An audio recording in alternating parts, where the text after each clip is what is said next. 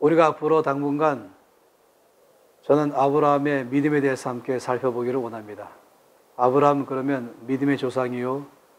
우리 모두가 이 땅에서 믿음의 삶을 살 때에 롤 모델 되는 사람인 것입니다.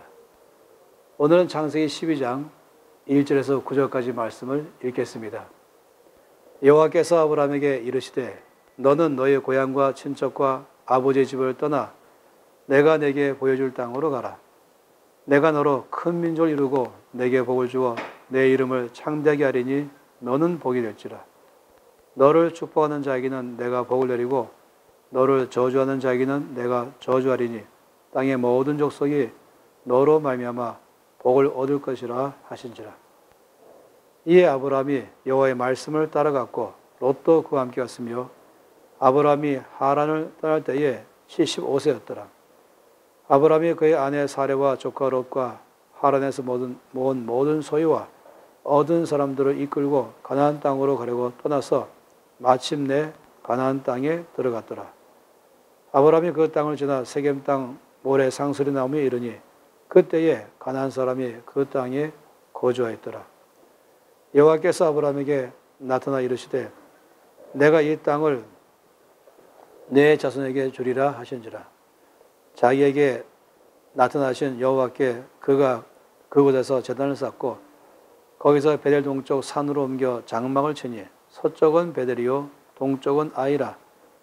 그가 그곳에서 여호와께 제단을 쌓고 여호와의 이름을 부르더니 점점 남방으로 옮겨갔더라. 아멘.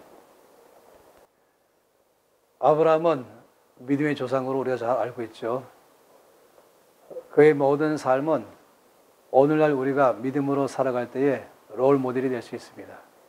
오늘의 말씀, 이 창세기 12장은 아브라함이 어떻게 해서 믿음의 삶을 출발했는가를 잘 보여주고 있습니다.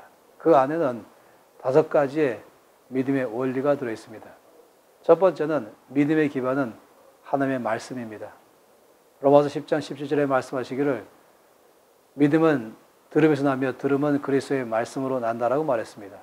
말씀을 들을 때 믿음이 나는 것입니다. 아브라함은 하나님의 말씀을 들었습니다. 본토 친척 아비 집을 떠나라 말씀하시고 내가 내게 지시할 땅으로 가라 말씀하심을 들었습니다. 그래서 아브라함은 12장 4절 말씀에 있는 것처럼 여호와의 말씀을 쫓아 가나안 땅으로 갔다라고 말했습니다. 자기의 생각 따라간 것이 아닙니다. 물론 다른 사람들의 의견 따라간 것도 더구나 아니죠. 환경 따라간 것도 아닙니다. 아브라함은 하나님의 말씀을 따라서 그 땅으로 간 것입니다. 하나님은 우리에게 말씀하는 분이십니다. 성경은 하나님의 말씀에 가장 중요한 기반 되는 것입니다. 하나님은 우리에게 성령의 내적 음성으로도 말씀하십니다. 또 성령의 내적 증거로도 말씀하시죠. 마음의 평강과 확신을 통해서도 말씀하시고 세미한 음성으로도 말씀하십니다. 또 꿈이나 환상을 통해서도 말씀하시고 또 예언적 은사나 또는 환경을 통해서도 하나님은 그의 뜻을 우리 가운데 말씀하십니다. 아브라함은 하나님의 말씀을 따라서 믿음의 삶을 출발했습니다. 믿음의 삶에서의 원리의 두 번째는 믿음을 행할 때에는 대가가 따라오는 것입니다. 아브라함은 믿음의 삶을 살기 위해서 대가를 치러야만 됐었습니다. 본토 친척 아비 집을 떠나야만 믿음의 삶을 살 수가 있는 것입니다. 그것은 익숙한 삶입니다.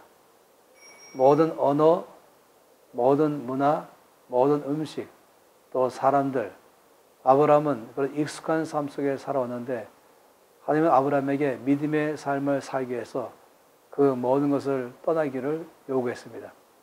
아브라함에게는 큰 대가인 것입니다. 하나님 우리 가운데 새 일을 명하실 때에 우리를 통해서 새로운 역사를 이루기를 원하실 때에 우리 가운데는 언제나 대가를 치를 것을 기억하시기 바랍니다. 나에게 익숙한 것, 또 나에게 안정감을 주는 것, 이런 것을 내려놔야 될지 모르겠습니다. 그래야만 주께서 내 안에서 새 일을 이루기 때문에 그렇습니다. 믿음의 삶을 살아갈 때 있어서는 세 번째는 믿음의 지속성이 필요합니다. 처음에 말씀을 따라서 아브라함은 그 땅에 갔습니다. 그렇지만은 아브라함이 그 땅에 갔을 때에 그가 머문 장소는 모래 상수리 나무다라고 말합니다. 모래라는 뜻은 배운다는 것입니다. 하나님께서 말씀하심을 듣고 따라갔지만 그러나 과정 안에서도 여전히 하나님 앞에서 머물면서 듣는 삶이 필요합니다. 끊임없이 우리는 주 앞에 나아가며 주께 귀를 기울이며 또 주께로부터 배우면서 믿음의 삶을 살아가야만 하는 것입니다. 그리고 또한 믿음의 삶을 살 때에는 시련이 따라오는 것을 기억하시기 바랍니다. 아브라함은 많은 대가를 지불하면서 드디어 가나안 땅에 도착했다라고 말씀했습니다. 그런데 그가 가나안 땅에 도착했을 때에 거기에는 가나안 사람들이 있었다 이렇게 말씀했죠. 이 말씀은 아브라함이 그 땅에 갔을 때에 그들을 반기는 사람이 없었다는 걸 말하는 것이에요. 적어도 뭔가는 가나안 사람들이 환영 플랜카드를 내걸면서 웰컴하면서 환영합니다 하면서 우리는 당신이 오기를 오랫동안 간절히 기다렸습니다 라고 한다면 내가 지금 제대로 왔구나, 하나님 나의 삶을 올바로 인도하시는구나 하겠지만은 어떤 환영도 없었고 그들을 반기는 사람은 물론이거니와 그들을 위해서 집 한 채 미리 마련된 것이 없습니다. 모든 것 다 출발을 새롭게 해야 되고 또 스스로 해야 되는 것입니다. 믿음의 삶을 살아갈 때에 이런 어려움이 발생할 수가 있죠. 그럴 때에는 혹시 내가 잘못 왔는가? 이곳이 맞는가?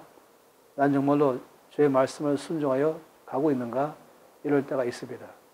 환경적으로 우리 가운데 보장된 것이 없을 때는 더 그렇습니다. 그러나 그럴 때라도 주 앞에 가서 머무는 삶을 사십시오. 그런 일들은 일반적으로 정상적으로 일어나는 것입니다. 하나님의 말씀에 순종해 갔다 할지라도 모든 것이 다 준비되어 있다고 미리부터 짐작하지 마십시오. 주께서 그래도 그 가운데 함께 계시면서 일하십니다. 그리고 마지막으로 믿음의 삶을 살 때에는 하나님의 약속이 늘 따라오는 것을 기억하시기 바랍니다. 본토와 친척과 아비집을 떠나서 갈 때에는 하나님 아브라함에게 약속했습니다.